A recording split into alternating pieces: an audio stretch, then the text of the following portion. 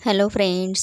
ठरलं तर मग या मालिकेच्या आजच्या भागामध्ये कोर्टात संतोष महिपत विरुद्ध साक्ष देत असतो. संतोषने केलेली चूक तो कोर्टामध्ये मान्य करतो आणि महिपतच्या सांगण्यावरून प्रताप सुभेदारांना ड्रग्ज प्रकरणात अडकवलं, पण याचा मला पश्चाताप झाला म्हणून मी पुरावे असणारा पेनड्राईव्ह सायली सुभेदार यांना दिला. नंतर महिपतचे गुंड मला माझ्या कुटुंबाला मारण्यासाठी आले होते. तेथून आम्ही कसंबसं पळून गेलो म्हणून आम्ही वाचलो. मित्रांनो, हे सगळं संतोष जज साहेबांच्या समोर कबूल करत असतो. संतोषची अवस्था बघून अर्जुन संतोषला धीर देतो. मग अर्जुन कोर्टाला सांगतो, महिपत शिकरे ड्रग्ज प्रकरणात इन्व्हॉल्व आहेतच, पण तेवढा एकच गुन्हा त्याने नाही केला. हे पुरावे पोलिसांपर्यंत पोहोचू नयेत म्हणून त्याने सायली सुभेदार यांना किडनॅप केलं होतं. मित्रांनो, हे ऐकून सगळेच आश्चर्याने अर्जुनकडे बघत असतात. मग अर्जुन सायलीला विटनेस बॉक्समध्ये येण्याची परवानगी जज साहेबांना मागतो. मग सायली कोर्टाच्या परमिशनने विटनेस बॉक्समध्ये येते. तेव्हा अर्जुन सायलीला काही प्रश्न विचारत असतो. तो म्हणतो, मिसेस सायली, तुम्हाला संतोषने पेनड्राईव्ह दिला त्यानंतर काय झालं ते कोर्टाला सांगा प्लीज. मग सायली सर्व काही कोर्टाला सांगते. पेनड्राईव्ह घेऊन ती घरी जात असताना तिला किडनॅप करून महिपतच्या स्टोअर खोलीमध्ये त्याच्या गुंडांनी बांधून घातलं होतं हेही सांगते. दुसऱ्या दिवशी गाडीतून घेऊन जात असताना अर्जुन सुभेदार यांनी वाचवलं हेही सांगते. मित्रांनो, सायलीची साक्ष ऐकून सगळ्यांना खरी परिस्थिती समजते. मग अर्जुन सायलीला जाण्यास सांगतो. मित्रांनो, महिपत आणि साक्षी खूपच घाबरलेले असतात. मग सायली कल्पनाजवळ जाऊन बसते तेव्हा कल्पना सायलीच्या गालावरून प्रेमाने हात फिरवते. अर्जुन म्हणतो, युवर ऑनर, प्रताप सुभेदार माझे वडील आहेत आणि सायली सुभेदार माझी बायको आहे. जज साहेब, प्रताप सुभेदारांवरती आलेला खोटा आळ आणि सायली सुभेदारांची किडनॅपिंग हे सगळं मला त्रास देण्यासाठीच करण्यात आलं होतं.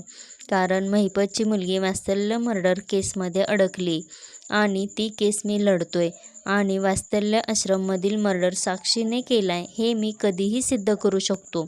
हे महिपतच्या लक्षात आलं होतं आणि म्हणूनच त्याने माझ्या फॅमिलीला टार्गेट केलं. आमच्या फॅमिलीत फूट पाडली. जज साहेब, महिपत हा बिल्डर नाही, तो एक व्हाईट कॉलर गुंड आहे. ही मी वात्सल्य आश्रम केसच्या हिअरिंगमध्येही सिद्ध केलं होतं. मित्रांनो, हे ऐकून महिपत म्हणतो, अहो जज साहेब, माझ्यावर विश्वास ठेवा, मी काही नाही केलं. मग जज साहेब ऑर्डर ऑर्डर असं म्हणतात. मग महिपत शांत होतो. मित्रांनो, मग अर्जुन म्हणतो, आज या केसच्या साक्षीदारांनी दिलेली साक्ष आणि पुरावे बघून कोर्ट योग्य निर्णय घेईल याची मला खात्री आहे. मग जज साहेब उलट तपासणी घेण्यासाठी विचारतात तेव्हा विरोधी वकील नाही असं म्हणतात. मग जज साहेब म्हणतात, मग आजच निकाल दिला जाईल. मित्रांनो, थोड्या वेळाने जज साहेब सांगतात, आज दिलेल्या साक्षी पुराव्याने हे सिद्ध झालंय की प्रताप सुभेदार यांना बदनाम करण्याचा प्रयत्न केला. त्यामुळे आज कोर्ट प्रताप सुभेदार यांची सन्मानपूर्वक निर्दोष मुक्तता करत आहे. मित्रांनो, हे ऐकून सुभेदार फॅमिली खूप खुश होते. मग जज साहेब म्हणतात, तसेच महिपत शिकरे यांना हे कोर्ट अपहरण आणि अंमली पदार्थांची तस्करी या गुन्ह्यासाठी दोषी मानते आणि कारावासाची शिक्षा सुनावत आहे. हे ऐकून महिपत साक्षीचा चेहरा पडतो. ते खूप घाबरतात. मित्रांनो, कोर्टाची कारवाई संपल्यानंतर पोलीस महिपतीला बेड्या घालून घेऊन जात असतात. तेव्हा साक्षी मनातल्या मनात म्हणते, या कंडिशनला मी काय रिॲक्ट करू. अण्णांची बाजू घेतली तर चैतन्य हातातून निसटेल. हा महिपती सायली आणि सर्व सुभेदार फॅमिलीकडे खूप रागाने बघत असतो.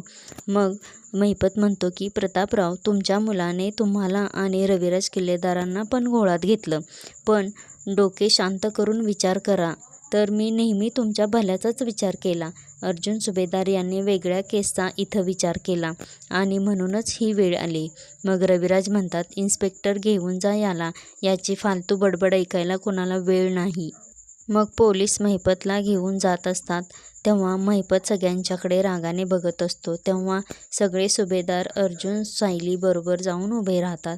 तेव्हा महिपतला प्रतापला बेल मिळवून देऊन घरी गेल्यानंतरचे काही क्षण आठवतात. तेव्हा तो सगळ्यांच्याकडे रागाने बघतो आणि जातो. मग साक्षीही त्याच्या पाठीमागे निघून जाते. नंतर सायली अर्जुनकडे प्रेमाने बघत असते. प्रिया नागराजला हळू जाऊन म्हणते, हे सगळं काय होऊन बसलंय? महिपतीला कोणी हात लावू शकणार नाही एवढा कॉन्फिडन्स होता ना तुम्हाला? मग हे सगळं काय आहे? तर नागराज म्हणतो, डोकं गरगरतंय माझं. काय घडलंय ते पचतच नाही. इथं आलो होतो प्रतापला 10 वर्षांची शिक्षा होणार हे ऐकायला, पण महिपतच गेला खडी फोडायला जेलमध्ये. प्रिया म्हणते, महिपतच्या मागे आपण गेलो नाही म्हणजे मिळवलं. आता इकडे अस्मिता प्रतापला कॉंग्रॅच्युलेशन्स डॅड असं म्हणते आणि मिठी मारते. आज तर डॅड कमालच केली तुम्ही असं म्हणते. मग लगेच अश्विन म्हणतो, अगं कमाल झाली नाही, कमाल केली दादा आणि वहिनीने. दादाने ऐनवेळी खऱ्या गुन्हेगाराला परफेक्ट अडकवले.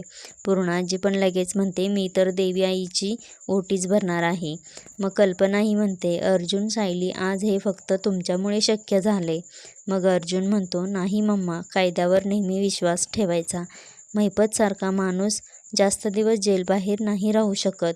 Dad congratulations. मित्रांनो, प्रताप काहीच बोलत नसतो, शांत उभा असतो. मग रविराज म्हणतात, प्रताप आपण जे काही घडलं यावर नंतर बोलू, पण ही केस अर्जुनला चालवायला दिली ते तुझ्या भल्यासाठीच, हे लक्षात आलंय ना तुझ्या? तर लगेच पूर्णाजी म्हणतात, देवाघरी न्याय असतो हेच खरं. कल्पनाही म्हणते, सायली तुला एवढं सहन करावं लागलं हे आम्हाला माहीतसुद्धा नव्हतं.